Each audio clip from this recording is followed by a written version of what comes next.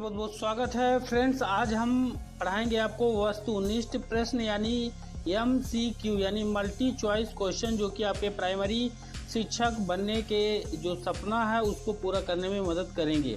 तो वर्ग 3 में हिंदी के जो क्वेश्चन हैं वह भी कठिन लेवल के रहेंगे क्योंकि कंपटीशन टफ है। और इस वीडियो में हम लेके आए हैं आपको जो इसके पहले डिटेल समझाए थे उन्हीं के विकल्प, यानी जिस तरह से आपके एग्जाम पर आने हैं। तो तैयार हो जाइए और सभी विकल्पों को यहाँ पर अच्छे से समझ लीजिए, आंसर को ध्यान कर लीजिए। तो यहाँ पर देखिए संज्ञा से संबंधित जो टॉपिक पढ़ाए थे पहले हम उसके विकल्प देखेंगे। संज्ञा में यहाँ पर देखिए पहला क्वेश्चन है, जिसका अस्तित्व होता है या होने की कल्पना की जा सकती है उसे क्या कहते हैं। संज्ञा कहते हैं या वस्तु कहते हैं, क्रिया या विशेषण। 4 विकल्प हैं। हालांकि राइट आंसर मैंने लगा के रखा हुआ है पहले से। बी वाला है वस्तु कहते हैं, यानी जिसका अस्तित्व होता है या कल्पना होती है उसको हम वस्तु कहते हैं। फिर दूसरा है वस्तुओं का नाम बताने वाले शब्द क्या हैं, यानी उनको किस नाम से जानते हैं। तो किसी भी वस्तु का नाम हो या व्यक्ति का नाम हो उसको हम संज्ञा कहते हैं। तो इसका भी सही उत्तर हो जाएगा संज्ञा।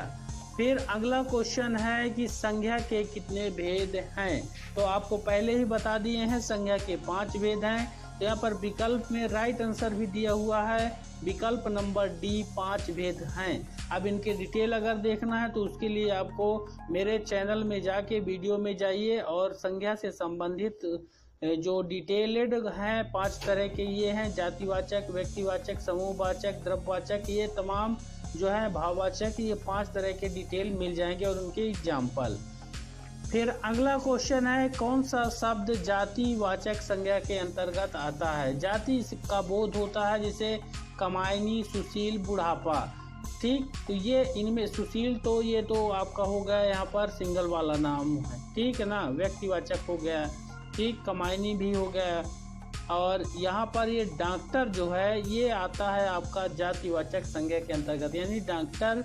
अब डॉक्टर तो डॉक्टर है, चाहे वो फीमेल हो या मेल हो, यानी स्त्री हो, पुरुष हो, या फिर बहुत सारे डॉक्टर, तो डॉक्टर होंगे यहाँ पर। ठीक, तो ये जातिवाचक में आएगा।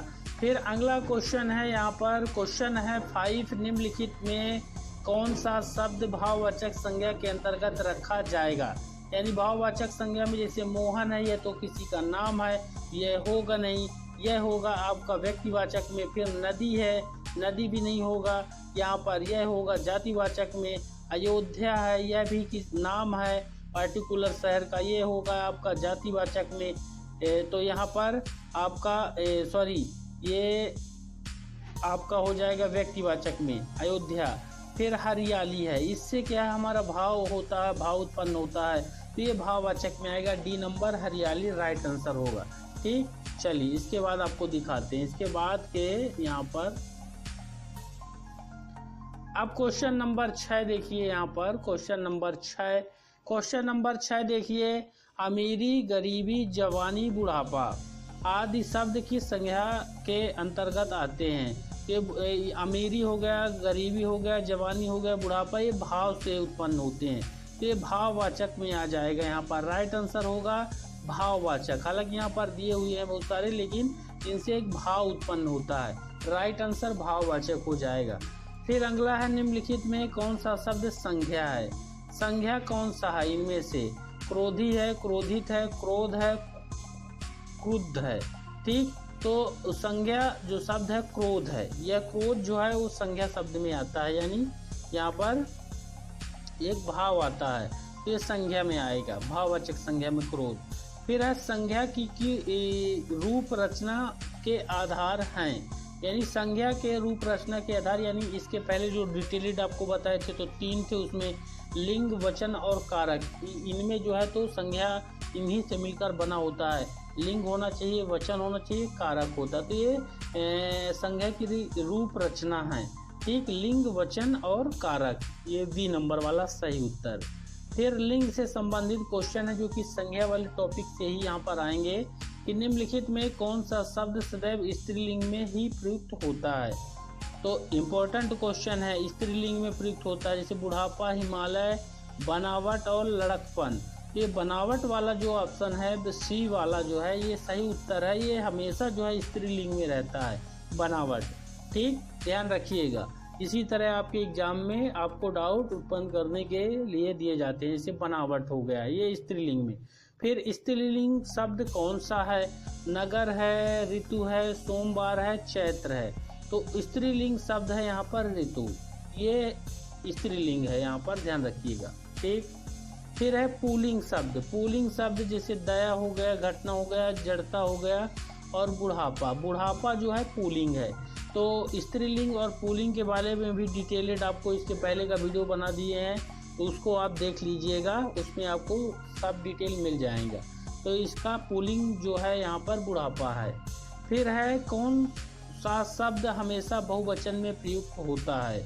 तो जैसे इसके पहले हम देखें बनावट जो है हमेशा जो है स्त्रीलिंग में होता है, उसी तरह यहाँ पर बहुवचन में प्रयुक्त होता है कौन सा? जैसे प्राण है, शिशु है, भक्ति है, पुस्तक है।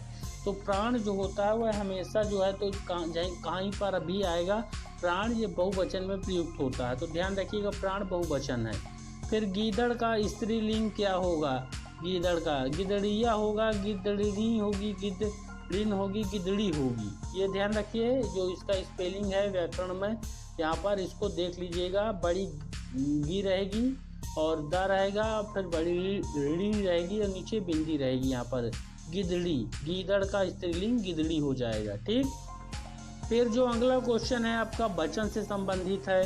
देखिए निम्नलिखित में से किस वाक्य में वचन का सही प्रयोग हुआ है? वचन का तो वचन, एक वचन, बहुवचन, ये वचन है।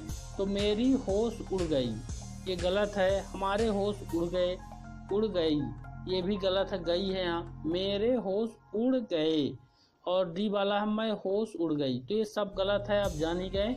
सी वाला सही है, मेरे होश उड़ गए। ठीक, ये वचन से संबंधित है।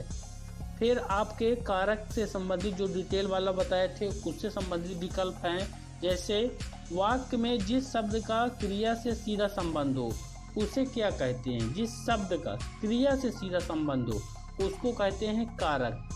तो यहाँ पर जैसे कर्ता ने कर्म को करण से, इस तरह से, ठीक है ना, ये कारक के अंतर्गत आएंगे। बाकी ये कारक के भेद हैं, कर्ता, कर्म, करण।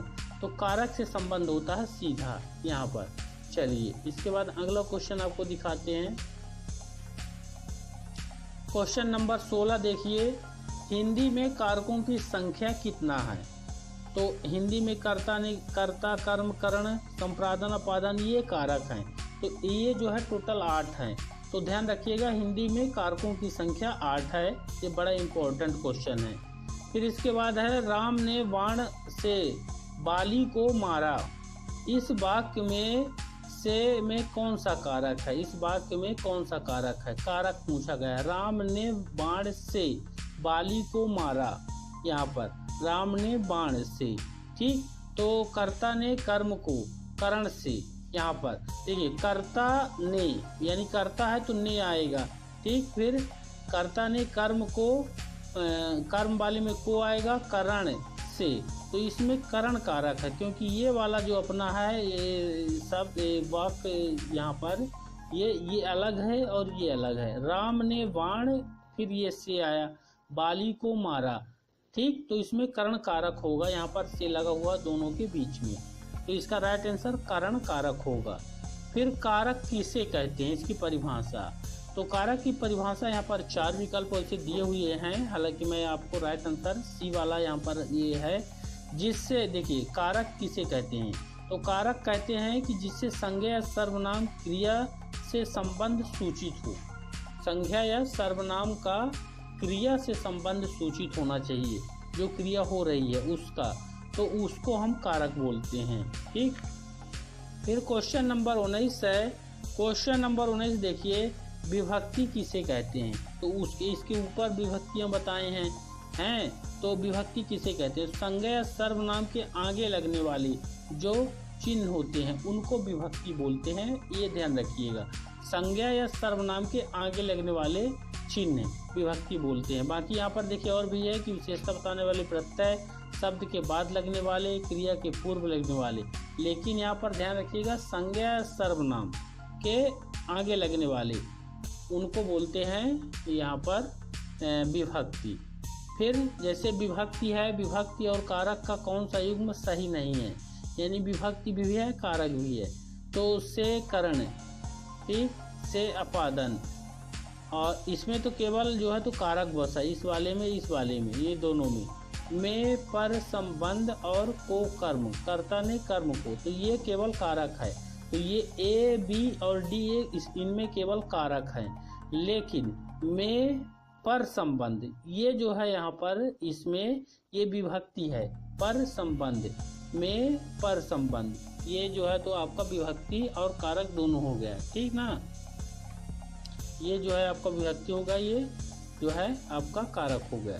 फिर 21 नंबर वाला क्वेश्चन देखिए, करण कारक का विभक्ति बोधक चिन्ह कौन सा है। करण, कर्ता ने कर्म को करण से, यहाँ पर के द्वारा, तो करण कारक का है से के द्वारा, यहाँ पर ये याद करना पड़ेगा। इसके पहले की वीडियो पर मैंने सभी 8 हैं कारक, तो 8 कारक के बता दिए हैं, और उनमें जो यूज होता है जैसे से हो गया, ये है के द्वारा, ये दो अलग अलग हैं, दोनों उपयोग होते हैं करण कारक में, ये ध्यान रखना है आपको, ठीक। इसके बाद है गुरु ही शिष्य को ज्ञान देता है, इस वाक्य में प्रयुक्त कारक कौन सा है।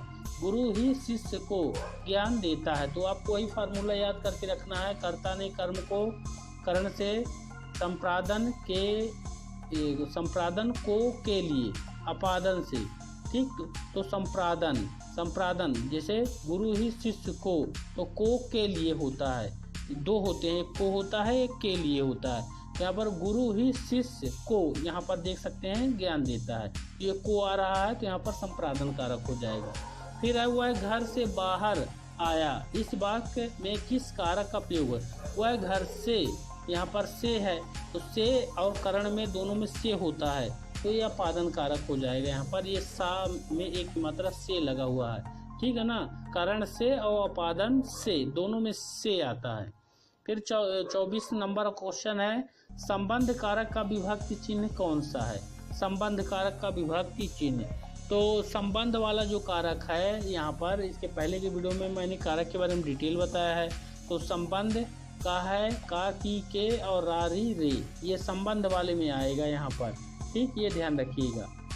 फिर है कौन सा युग्म असंगत है, यानी कि एक विषम परिस्थिति है, 3 मिल रहे हैं, एक नहीं मिल रहा। जैसे पेड़ से फल गिरा, मैंने उसे पढ़ाया, प्रतिज्ञा प्रेमचंद का उपन्यास है, और आजकल वह घर पर ही है। ये कारक के नाम लिखे हुए हैं। कर्ता संबंध, ठीक, जैसे करता है, कर्ता ने, तो मैंने उसे पढ़ाया, ठीक है ना, ये उपयोग हो गया। लेकिन ये पेड़ से फल गिरा, ये करण है, तो जबकि यहाँ पर जब करण का उपयोग होता तो से तो होता है, लेकिन ये अलग हो रहा है, यानी पेड़ है और उससे फल गिर गया, यानी पेड़ से फल अलग हो गया, यहाँ पर अलग ये अलग बन रहा है। उसका राइट आंसर, सही उत्तर जो है आपका ये वाला होगा, ए वाला, क्योंकि ये विषम है, यहाँ पर ध्यान रखिएगा, ठीक। तो आज हम 25 क्वेश्चन को पढ़े हैं, वीडियो ज़्यादा लंबा ना हो और आपको भी थोड़ा सा मौका मिले समझने का, एक बार फिर से वीडियो देख सकते हैं आप। तो चैनल को सब्सक्राइब करिएगा, जल्द ही और भी महत्वपूर्ण क्वेश्चनों के साथ और भी अन्य विषयों के वर्ग 3 का आपका जो शिक्षक बनने का सपना है उसको पूरा करने के उद्देश्य से नया वीडियो जल्दी डालेंगे। तो चैनल को सब्सक्राइब करिए, वीडियो को लाइक करिए, मिलेंगे अगले वीडियो पर, धन्यवाद।